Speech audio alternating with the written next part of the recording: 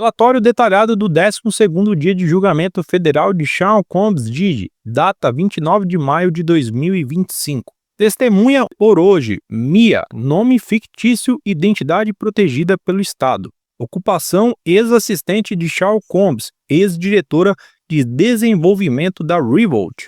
Abuso sexual e a primeira agressão sofrida. Mia relatou que o primeiro abuso sexual ocorreu durante o aniversário de 40 anos de Sean Combs, em um hotel em Nova York. Após tomar 2 doses de bebidas oferecidas por ele, Combs a beijou à força. Ela perdeu a consciência e acordou sozinha em uma cadeira na sala principal da cobertura. Achei que foi porque ele estava bêbado, mas depois percebi que não foi um acidente. Falas de Mia após o relato.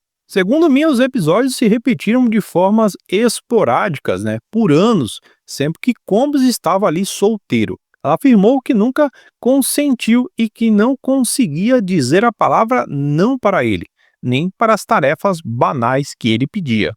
Uma fala específica de Mia: se eu não conseguisse dizer não para fazer um sanduíche quando ele pedia, imagine quando ele queria fazer aquilo. Não tinha como falar não, simplesmente eu era forçada.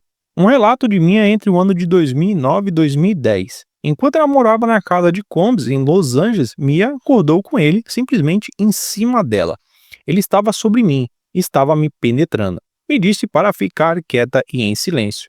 Ela ficou paralisada e com medo, e em outro momento foi agredida sexualmente dentro do closet de Sean Combs, enquanto ele preparava uma mala para ir embora. Ambos os episódios foram descritos como estuprantes e traumáticos psicologicamente por ela. Sofreu também agressões físicas e explosões violentas. Mia listou uma série de episódios em que foi agredida fisicamente e humilhada.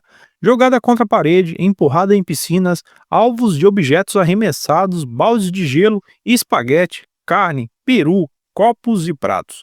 Mia disse que dos episódios mais marcantes foi quando Combs lançou um laptop contra sua cabeça porque simplesmente o Wi-Fi do trailer estava falhando. Eu pensei que fosse morrer, eu juro, achei que ia me matar naquela hora. Em outra ocasião, após entrar em um quarto antes de completar uma tarefa, Combs a insultou na frente de todos e jogou comida em seu rosto. Ela fugiu descalça e se escondeu atrás de um arbusto no jardim. Tive que esperar alguém me buscar. Era isso que ele fazia com você. Controle e punições e também chantagens. Combs controlava tudo: horário, amizade, rede social e até o tempo que Mia podia passar com Cassie Ventura. Quando ele sentia que alguém contrariava a sua posição, simplesmente ele retaliava imediatamente. Retirava carro, tirava bolsa, joia, aparelhos que ela usava e qualquer outra coisa do tipo. Mandava a segurança buscar Cassie se ela não atendesse o telefone. Confiscou o celular de Mia e em seguida enviou fotos íntimas dela para o próprio número, ameaçando expor as imagens se ela falasse alguma coisa. Eu me sentia encurralada. O que eu podia fazer? Não tinha saída. Mia afirmou que foi forçada a consumir drogas em mais de uma ocasião. Em Miami, Combs a pressionou a usar MDMA. No festival de Burning Man, foi obrigada a participar de um jogo de roleta com cocaína, mole e cetamina. Fiz de tudo para não usar. Usei toda a minha força. Ele insistiu e eu acabei cedendo. Então, isso tudo era forçado. Ela não tinha o que fazer, Simplesmente, ele forçava ela. Mia também relata que testemunhou diversos episódios de violência de Combs contra Cassie. Empurrão, tapa, grito, olho roxo, corte nos lábios arrebentados, arranhões no braço, no rosto, socos, pontapés, socos na costela. Então, várias agressões ela acaba relatando. Ela falou aqui também em Turks Caicos ouviu Cassie gritar do quarto que ela estava: socorro, ele vai me matar, socorro, alguém, por favor, me ajude. E ela disse que não chamou a polícia porque ninguém iria acreditar naquilo. Diz que Combs era tão poderoso que era como se fosse o presidente. Traumas, silêncio e o medo constante após tudo o que aconteceu. Mia declarou que viveu anos em um ciclo de pânico, vergonha e submissão. Diz que só conseguiu romper o silêncio agora porque sabia que se ela ficasse calada, ele poderia continuar fazendo com as outras o que fez com ela. É a coisa mais traumatizante e a pior que já me aconteceu. Eu não queria que ninguém soubesse, eu ia morrer com isso, de muita vergonha. Mas eu sabia que haveria uma próxima vítima, uma próxima vez, porque sempre vai haver. Ou seja, ela acabou indo de pura e livre e espontânea vontade depor contra Sherlock Holmes. Considerações finais do depoimento de Mia, lembrando que Mia é um pseudônimo. O nome dela está sendo mantido em segredo pelo Tribunal de Justiça. O juiz ordena o anonimato à testemunha que prestou depoimento com apoio emocional e sigilo absoluto. A promotoria considerou sua fala crucial para estabelecer o padrão de comportamento coercitivo e violento de Sherlock Holmes. Mia confirma que não está processando Sherlock Holmes de nenhuma maneira e que não busca indenização, apenas justiça e paz para seguir em frente com a sua vida.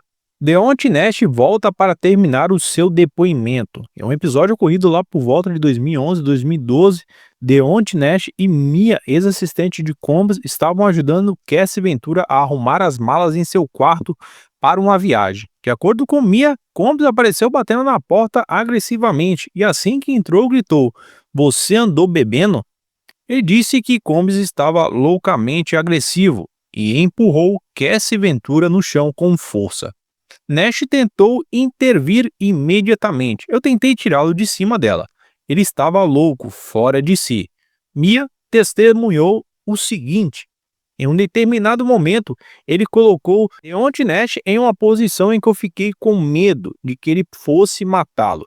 Simplesmente eu não pensei duas vezes, eu pulei nas costas dele. Ela acrescentou: ele me jogou contra a parede com tanta rapidez e facilidade que naquele momento eu percebi que estávamos em perigo real. Nash também havia relatado esse incidente em seu depoimento anterior, confirmando que tentou conter Combs fisicamente, mas que a situação saiu rapidamente de seu controle, ou seja, ele relatou no depoimento passado tudo isso. E agora a gente vê que não apenas ele, o Deontay, mas também que a Mia confirma os mesmos fatos. Confirmando que tentou conter Combs fisicamente, mas que a situação saiu rapidamente do controle. Deontay Nash também confirma que começou a trabalhar com Combs e Ventura em 2008 e acompanhou toda essa relação muito de perto, né? Ele testemunhou que em 2011, quando Cass começou a namorar Mascud, né, que é o Scott Mascud, ouviu de membros da equipe de Sherlock Holmes que eles tinham terminado. Nash diz que Combs ficou profundamente abalado ao saber do novo relacionamento. Ele ficou em silêncio e não foi como das outras vezes que ele ficava bravo. Parecia calmo antes da tempestade. Eu pensei, algo ruim vai acontecer ou algo ruim está para acontecer, diz Nash. Em 2015, durante a filmagem na África do Sul, Nash acabou apresentando Cassie ao ator Michael B. Jordan. Mais tarde, ele testemunhou que Combs entrou em contato diretamente com ele e com Cassie após saber desse encontro e provocou um novo conflito. Além disso, também Nash relatou que Cassie ficava profundamente incomodada com o fato de Combs aparecer publicamente com outras mulheres além dela, especialmente com Gina Guiney, o que afetava sua autoestima e carreira. Ele me dizia que se sentia invisível.